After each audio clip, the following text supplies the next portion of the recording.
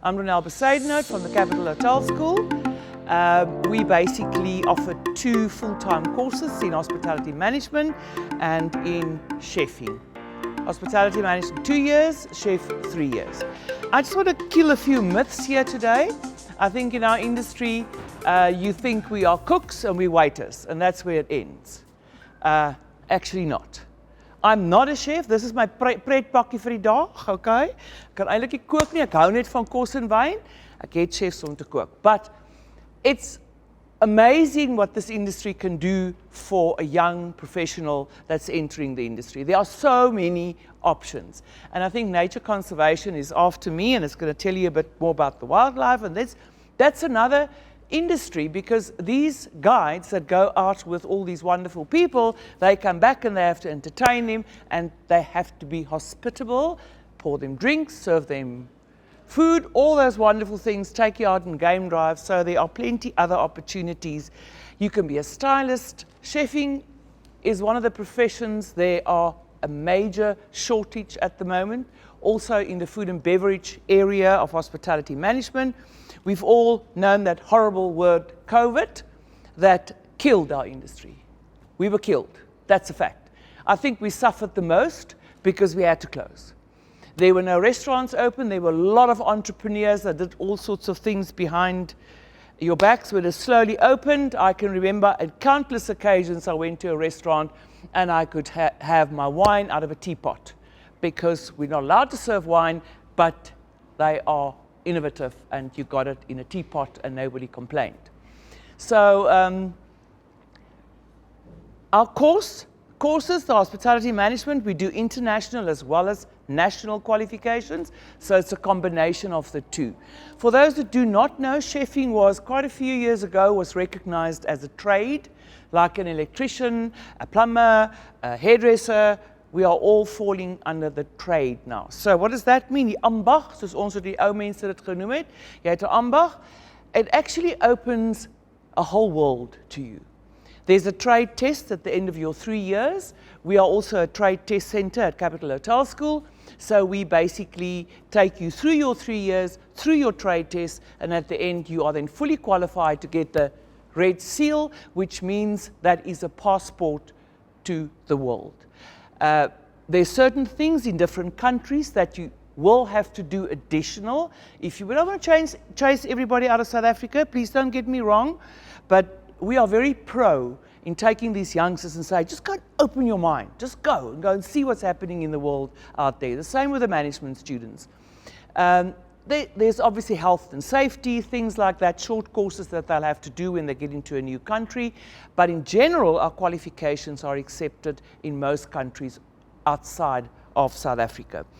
Just quickly touching on hospitality management, what does that mean? It's not waiters only. That's in any case a name that if I have the opportunity before I go 6 foot, like to change that name and make it a food and beverage service attendant. That's something that you will experience if you go to Australia, if you go to the UK. Waiters, that word has died actually. So it's a food and beverage side, it's serving of food and beverages. You've got your front of house, that's the reception,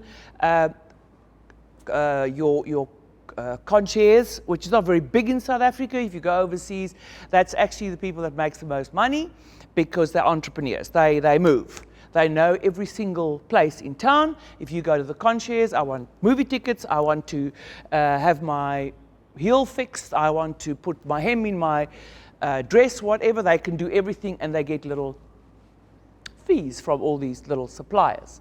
So a good concierge will seldom take a promotion because they're making enough money apart from the salary that they are earning. I always love it overseas to challenge them and ask them something that I think could be impossible. And I tell you something, they say, yes, ma'am, we can do it. And then I said, no, I actually didn't want to, I was just checking. So you've got your executive housekeeper, swear word, one of the most valuable, sought after positions in the whole world. Executive housekeeper, we started calling the person who works in our family, our house. I always call it that is my regterhand, my linkerhand, my alles is my nanny at the house. And they think, oh, I have to make beds and I have to clean toilets. That's an executive housekeeper. Executive housekeeper is one of the most important positions you can have in a fully serviced hospitality establishment. The reason why, that's where the money comes from. If that bum is in the bed, the money's in the bank. Very little pilferage. You know, pilferage is a beautiful word, stealing. You can't steal much in the rooms division. All those little beautiful things that you get in your room that you feel so fabulous, that you're paying for that, by the way. It's in your fee. So the house cleaners can take it, and it's no sweat. Yeah, I've seen it in my days when I was in corporate life, that you walk into the hotel room in the morning and there's nothing. Even the bed's gone. And you think, how did this happen? No. So obviously I had a good buddy that helped them out of the doors that evening. Off they go with whatever. It happens, but it happens very, very seldom. Whereas in food and beverage, you know, tonight you've got your barman. It's busy. I was in food and beverage. I loved that area because I was in events, organizing events. And the barman just said, oh, we're so busy tonight. I'm not using the tot measure. I'm just doing this, you know. So you've got 4,000 people through your bar. At the end of the day, you've made no profit because the barman was very helpful in many ways. So executive housekeepers, sought after position all over the world, but it's a connotation that's there.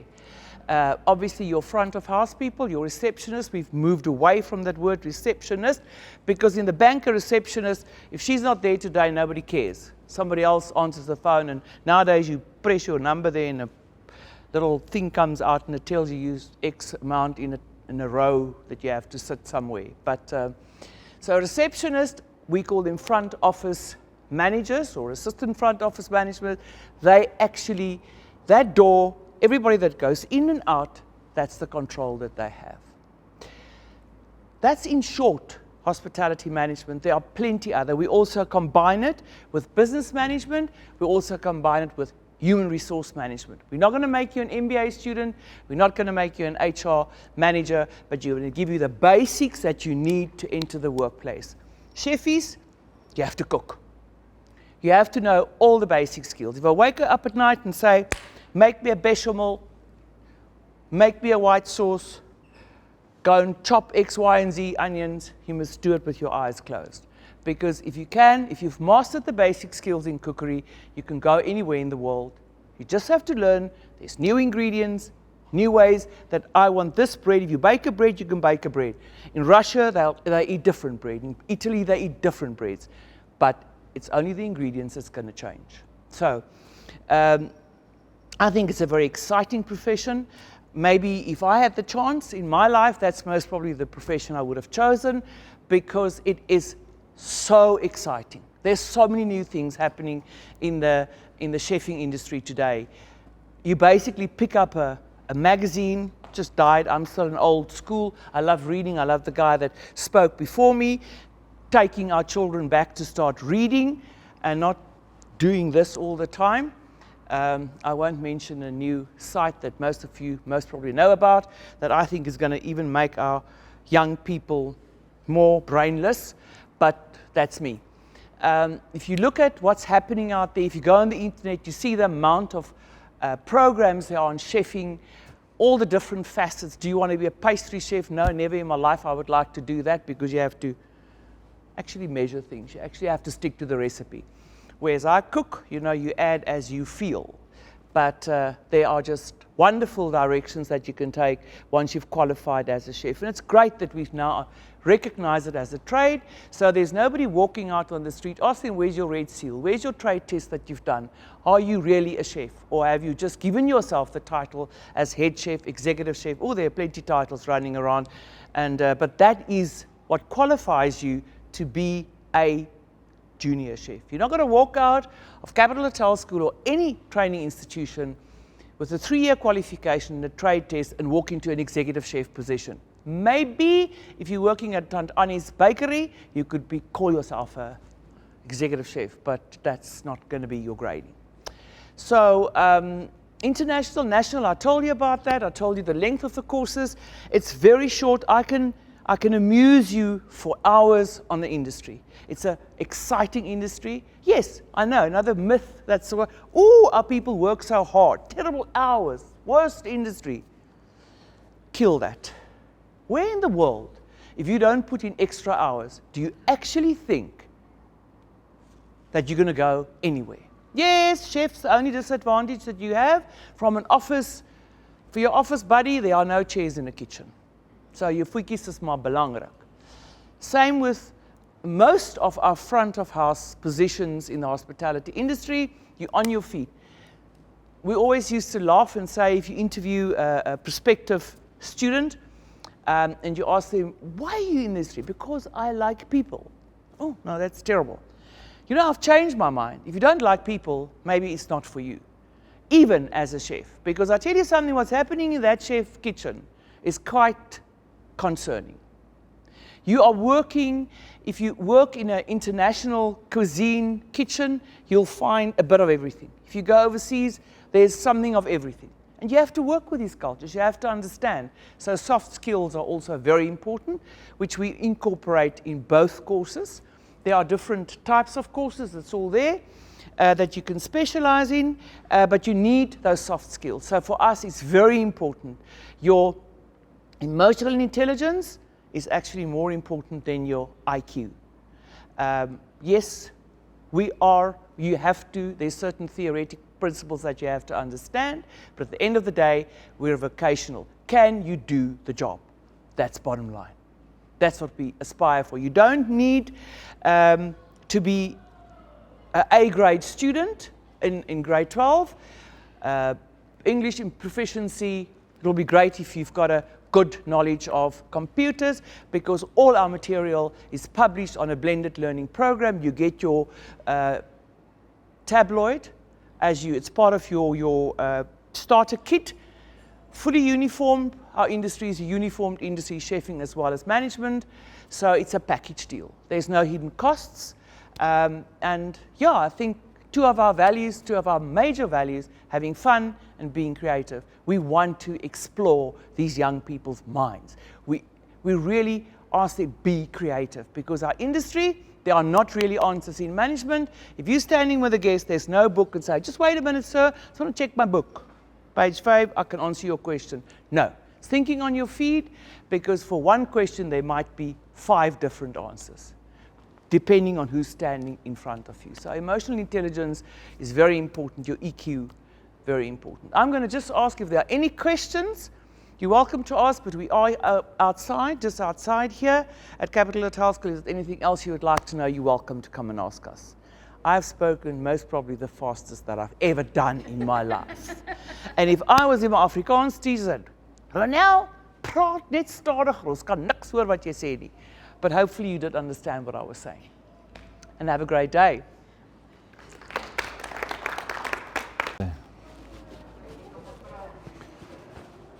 Ek weet, I might have to use this because I've been talking quite a lot this morning and my voice is going. So good afternoon everybody. Today what I'd like to talk about is nature guiding as a career option. So our training school is called Bejon Nature Training. So the name Bejon is the Zulu name for black rhino, and our school is situated in KwaZulu-Natal, close to Shishluhi, and that's also the area where black rhinos are very, very prominent in the reserves down in KZN. Everybody knows Shishluhi and Mfolozi. Dr. Ian Player that did a fantastic job with Natal Parks Board in saving the rhino population in the Mfolozi Game Reserve. So we've got a lot of Bejon running around in the reserves down there. So first of all, I'd like to ask if you had to say if each country throughout the world needs to conserve a certain amount of land for conservation, Has anybody here got an idea how much land each country needs to conserve, needs to put away for conservation? Any ideas? 5%, 10%, 20%, 30%? What do you think would be the number? 25. How much? 25. Yeah, so it would be fantastic if it was something like 25%. It would really be fantastic. So what they try and promote is that each country must conserve at least 10% of their habitat towards conservation, okay? So if you think of a country like South Africa, and we've got beautiful places in South Africa, how much areas do you think we've got under conservation, especially government conservation? If you think about Kruger National Park, and you think about Addo National Park and all these beautiful big national parks, you would think, oh, you know, we've got a lot of land under conservation. But if you take those national parks and you put it together, it's only about 6.5% of the land that's under national parks, that's under conservation, okay? But now if you bring the private sector in as well, a lot of cattle farms have now converted to game farms, and they're still in the process of converting, because they found that game farming is a much cheaper way of farming. It's less intensive farming. You don't have to use as much products to get rid of ticks and things like that. Game have occurred through Africa naturally, so they have built up resistance to external parasites. Okay, so they survive better. You don't have to take care so much of game, so it's a natural way of farming. So a lot of cattle farms have converted to game farms. The game farm industry has grown tremendously. So if you had to take private land with government land, and you look at everything that's under conservation that's available to wildlife, you get to about 23, close to 25% of our land is under some or other conservation. Okay, and that's where we come in. You know, a lot of the reserves built lodges, because that's another stream, an avenue that if you've got game on your farm, you know, you could have a lodge, invite people to your lodge to come and spend a weekend to do game drives and things like that. So the lodge industry is a massive industry throughout Africa and throughout Southern Africa. For hotels, you know, a lot of the lodges are 5-star lodges, and you know the professionals that have to work in those lodges need to have qualifications. When I started off my career in 1993, the first thing that my father said to me is like, okay, go do it for a while, to get it out of your system, and then, you know, come back and do something real, you know, for the rest of your life. And I've stuck to it. I've been doing it for 30 years. It is it has become a career option today. You know, a lot of our students that do it do really, really well. They work at lodges for 4 or 5 years. They build up a client list, or they get the experience, and then they start their own safari companies, and they do really, really well with their own safari companies. We saw this need quite a long time ago in the industry. We saw a need that we needed to create a product. Previously, what the guys were training, they were just training short courses. You could, in 21 days, you could basically go to a school. 21 days, you could get a guiding qualification. and you could go and guide at a lodge. And we just felt that this was inadequate. This wasn't enough training for a career-orientated student. So we formulated a longer course at Bejon. At the moment, we've got one of the longest courses that's in the industry, where you study for 2 years. You get terrestrial qualification, you get marine qualification, and you get a trails guide qualifications with all the firearm in it. And while you're doing the training for the 2 years, you get exposed to a lot of practical experience out in the field. We do a lot of walking. We encounter a lot of black rhino and lions out in the field. So every day the students are exposed to wildlife, to know how to handle different situations when they're out there. So you can pretty much think of it as a pilot's qualification. If you want to get your wings to be able to fly one day, you have to go up in the plane a lot. You need to log those hours. You get a logbook. You have to fly a certain amount of hours before you can actually go solo and you do your own thing. So the same is with guiding. Guiding, you need to get that practical skills. You need to get feet on the ground, encounters and things like that. And we also work on a logbooks system where you log your encounters, and you're looking at about 300 hours that you need out in the field before you can be assessed for a lead trails guide. At Bejon, in the 2 years with students, we do between 600 and 700 hours with the students on trails. So we do twice as much as what the industry requires. And then the other thing, in the third year when we do the placement at a lodge, you get a portfolio that you have to fill out while you're at the lodge, and you actually have to go through every single department at the lodge. So we spoke about earlier with the hotel school, we talked about front of house, and you talk about the kitchen and stuff. So we want our students to go into every single department at a lodge and to see what every department needs to do. From the housekeeping department, they have to spend time with the housekeeping department. They have to go into the kitchen. They have to see what the chefs are doing, how every single department runs, because it's extremely important at a lodge or a hotel that you've got that mutual respect for different departments.